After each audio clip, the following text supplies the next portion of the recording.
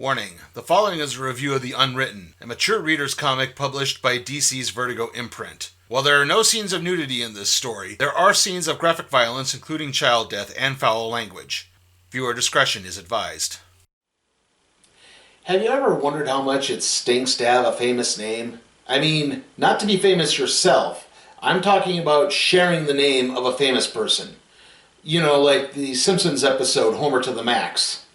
The episode, for those who aren't aware, revolves around Homer discovering that he shares a name with a character on a television series that is characterized as a bumbling doofus, which results in Homer being mocked by the many denizens of Springfield. To that end, Homer legally changes his name to Max Power in an attempt to be cooler. No doubt, the episode was probably inspired by the many angry letters from real-life Homer Simpsons the show's creators had received throughout the years.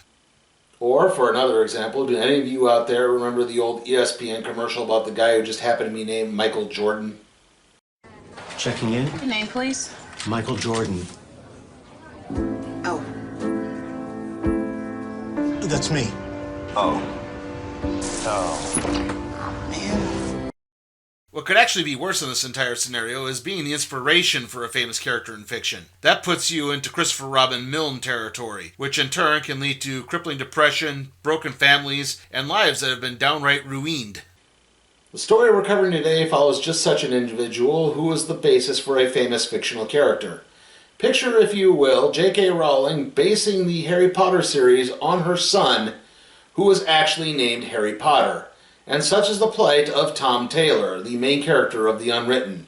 And this is The Unwritten's first story arc, Tommy Taylor and the Bogus Identity. Young mystic Tommy Taylor, along with his friends Peter and Sue, faces off against longtime adversary Count Ambrosio. As Ambrosio prepares to play a magical trumpet that will allow him to remake the world, Tommy speaks the blessing of the unicorn, and the shockwave tosses Pete and Sue back from the battle. And when they make their way back, Ambrosio has been turned to stone, and Tommy is dying from his wounds. Sue tries to resuscitate Tommy, but to no avail. However, Peter has an idea. Play the correct note on the trumpet, and the recently deceased can be revived. Pete presses his lips to the trumpet and blows. That is how the 13th and apparently final Tommy Taylor novel ends, on a cliffhanger. I say apparently because the series author, Wilson Taylor, mysteriously disappeared over a decade ago, and now there's just his son, the real-life Tom Taylor. Due to a clause in Wilson's will, Tom is unable to access any of his father's fortune or royalties. He's tried other career pursuits, like being a jazz trumpet player, but none have really panned out, and his main source of income is making appearances on the convention circuit. It's pushed Tom to his limits, though, as he must constantly remind friends that he's Tom, not Tommy. At a recent panel, Tom has to deal with an obsessive Ambrosio cosplayer, amongst others, when he's approached by a young journalism student named Lizzie Hexam. Lizzie explains that she attempted looking up Tom's history, like his birth records, schools, etc., but hasn't turned up anything. All photos of Tom as a child are really that of a Croatian boy whose parents sold him on the black market. Before Tom can reply to anything, he's whisked away by his handlers. Swope, Tom's agent, tells him that he just needs to pay no mind, as there are crazy Wilson Taylor truthers all over the place. Unfortunately, this story has a few more legs than usual, and by the next day, Tom is being called a fraud. People have even begun gathering outside his hotel to demand the truth. Tom then gets a visit from Lizzie, who managed to sneak into his room disguised as a hotel maid. Lizzie just really wants to apologize, because she didn't think this would spiral out of control so quickly, but Tom's having none of it and kicks her out faster than you could say bad porno movie. Tom continues to try to lay low and hopes that it will all blow over, but it doesn't, and his next appearance soon becomes home to a riot. He and Swope then work their way through the streets of London, where Tom points out all the various literary landmarks, which is something that Wilson used to drill into him on a routine basis. It's around this time that a new wrinkle appears in the form of the head of the New Zealand Tommy Taylor fan club. He claims that Tommy Taylor was born in the literary realm and then crossed over into the real world, as he's highlighted text that proves it. He shows a poem written by Wilson Taylor, and each of the stanza's first letters spell out, "He will come to you." This can mean only one thing: Tommy Taylor is God. Eric Clapton begs to differ. Things don't get better, as Tom must now deal with people believing he's some type of messiah, and Swope agrees, arranging for Tom to go to a secluded Italian island for safety. Just as Tom prepares to leave for his trip, he gets knocked out by what appears to be another overzealous Ambrosio cosplayer. The Ambrosio cosplayer takes Tom to an abandoned theater where he sets them up the bomb in order to kill Tom and stream it online in order to prove how much of a fraud that Tom really is. The police begin gathering outside, and Lizzie Hexam manages to slip by them and enter the building. Lizzie cuts the internet feed and confronts Ambrosio, who mistakes her for Tommy's literary gal pal Sue. Ambrosio attacks, but Tom loosens his ropes enough to push him into the bomb, which goes off, killing the kidnapper. Lizzie then knocks Tom out as the authorities enter the building. She's the Hermione of this story. This has done nothing for Tom, but added fuel to the fire to those who believe he's the savior of mankind. It's also attracted the attention of people who are not happy and have dispatched a man named Pullen to take Tommy Taylor down for the last time. Not much is known about Mr. Pullman except that he's somehow connected to the biblical story of Cain and Abel. Not to mention his right hand is made of pure fiction, which means it can melt things. Apparently. Tom gets discharged from the hospital, but has to make his way through the throngs of patients who wish to be healed by him. When he finally gets to his car, he expresses a desire to finally learn the truth. To that end, he sets out to locate Lizzie Hexam, only to learn a strange truth. Lizzie Hexam is a name of a character in the Charles Dickens story Our Mutual Friend. So it appears that she, like apparently Tom, is a fictional character who somehow crossed over into the real world. As Tom sets out to find any evidence of anything, two more incidents of note happen. He's being stalked by Pullman, and the publisher of the Tommy Taylor series receives a manuscript for a new novel that's apparently from Wilson Taylor. Meanwhile, Tom arrives at the home of someone from his father's past. Her name is Sue, and she was Wilson Taylor's mistress, even when Callie Madigan, the woman Tom believes to be his mother, was dying. Tom wants to know how much of his childhood was real, but Sue points out the truth can be relative. Does the fact that Wilson and Callie might not actually be Tom's biological parents make them any less Tom's family? To elaborate, Sue tells Tom to enter her basement and to count the number of steps on the way down. The staircase is not particularly big, but Tom starts to lose count at about 1,708 steps. When he returns after taking only 12 steps up, Sue directs Tom to the Villa Diodati. The villa is a lakeside estate in the Swiss Alps where the likes of Milton's Paradise Lost and Mary Shelley's Frankenstein were written. It's also the last place Wilson Taylor was seen alive. Before disappearing, Wilson left several documents with the housekeeper named Matilda Venner. As Tom prepares to leave for Lake Geneva, Sue is visited by Pullman, who says that if Tom doesn't die on this trip, she will. Tom arrives in Switzerland and takes a cab to the villa. Just as he prepares to buzz at the gate, he flashes back to a memory of Wilson beating a man to death. It's then that he's greeted by Lizzie Hexam and several other individuals. Lizzie then notices something. Tom now has a tattoo on his hand in the shape of Tommy Taylor's magical birthmark from the books. Yeah, the Harry Potter references just keep coming, don't they?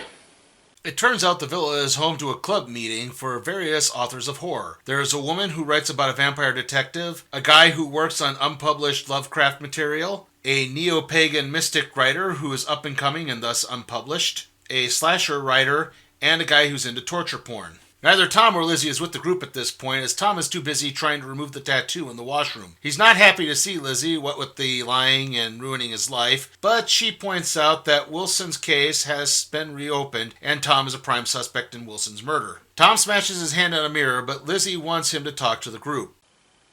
The group talks about the motivations behind the creation of Frankenstein and the parallels with Mary Shelley's own upbringing, as well as the plight of the creature unfairly being labeled as a monster.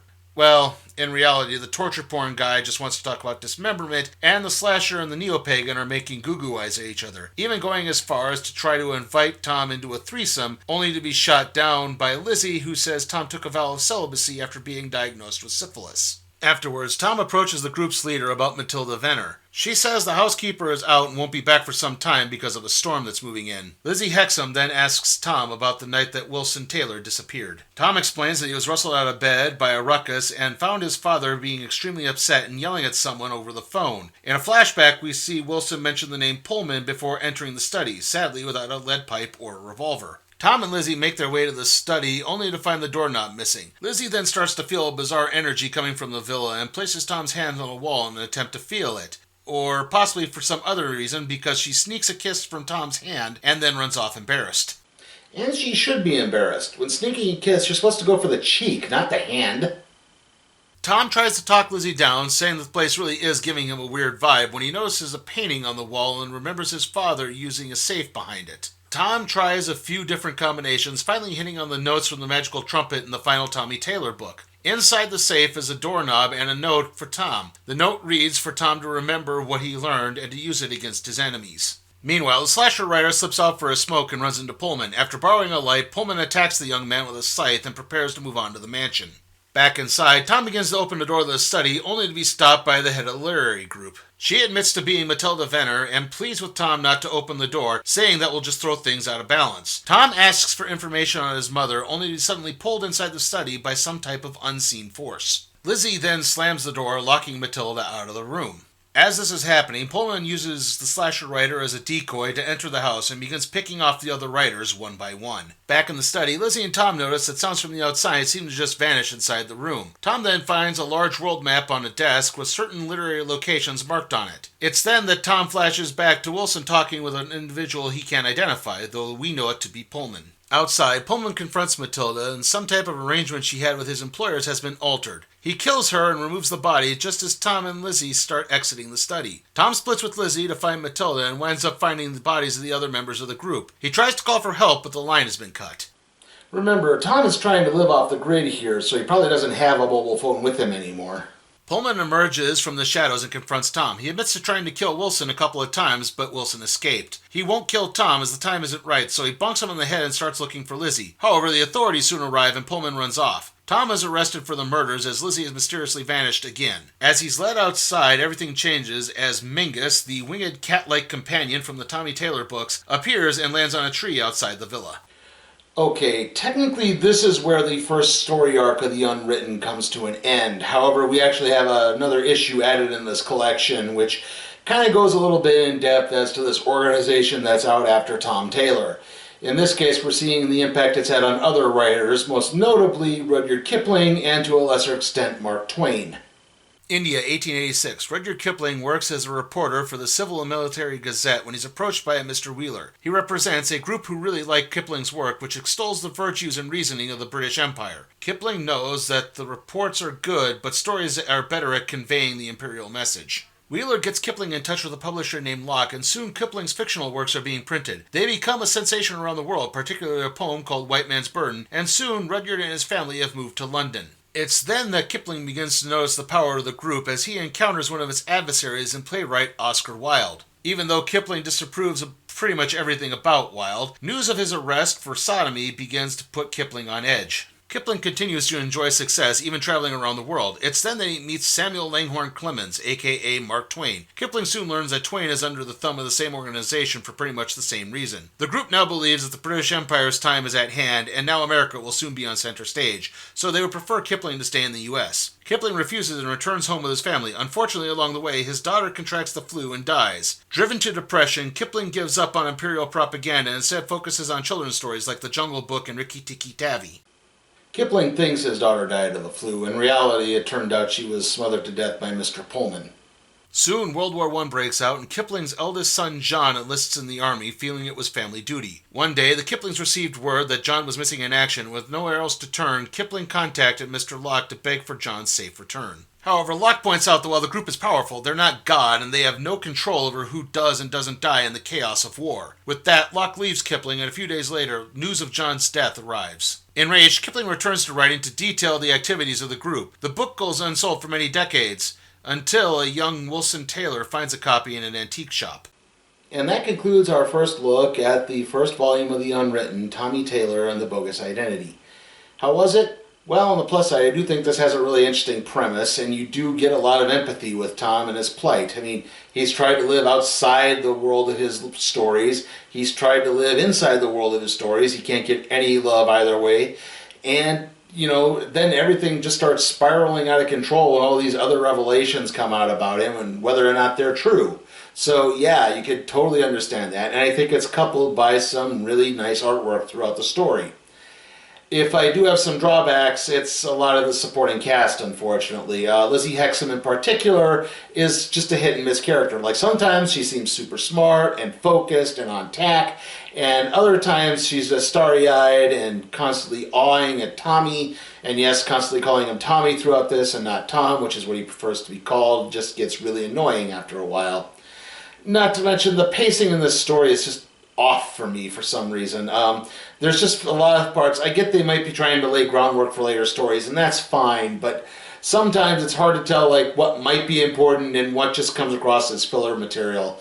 In particular, the whole 5th issue with the Rudyard Kipling thing. Like maybe have Wilson finding the story and use that as a wraparound device, or have him constantly bouncing back and forth. I think would have helped that story a lot, because it is dull. It is so padded and boring. I hope I made it sound exciting because it was really hard to try to find a way to make it that interesting. Like, they took an interesting premise and just made it dull, like I said.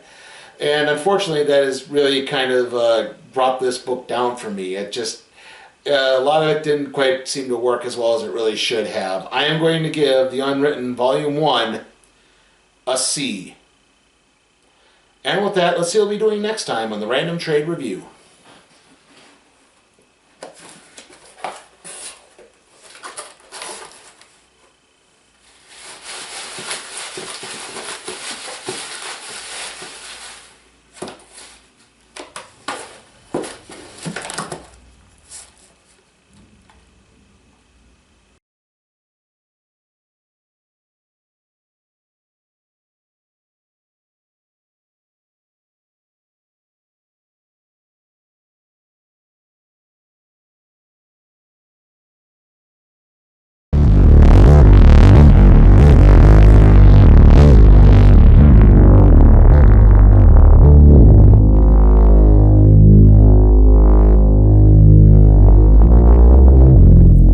Remember, you can help support my channel at patreon.com/sleepytimeforcat productions. There, you can request a trade to be put in the randomizer, aka the cardboard box. Also, remember, like, comment, share, subscribe, and ring that notification bell.